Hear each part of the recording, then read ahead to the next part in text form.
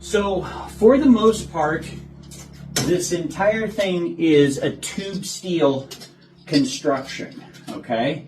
So like the Z-axis is made out of a piece of 3 by 6, 3/8 inch thick steel tubing. And one thing that I learned on my third build was that epoxy, either epoxy granite or concrete, and I used epoxy granite, is an absolute must because it adds weight to the thing and it creates a massive amount of dampening.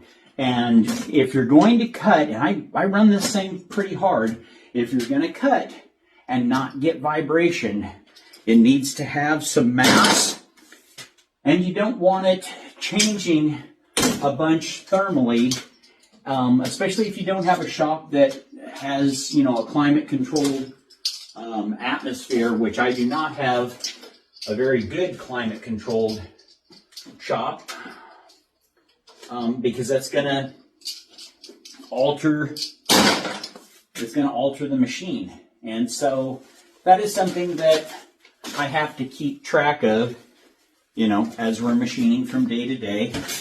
Although I will say this, it'll cut repeatably to 5/10 all the time. And I'm testing it. I test it quite a bit just to make sure that everything is still working in order. But the repeatability of this thing is amazing, considering that there's like $3,000 in parts here, and it took me a while to put it all together. And like I said, going forward to the next one, I will have all the big pieces. I'll have the machine work done on those all done at a shop that has a much bigger manual mill than I do to save a bunch of time, because there was a lot of time involved in doing that. But for weight and thermal stability and anti-vibration, definitely epoxy sand, epoxy granite, or concrete. I've got a friend that did his in concrete, and he really likes it. I've worked a lot in the past with epoxies, 2-part resin epoxies, and so this just seemed normal to me.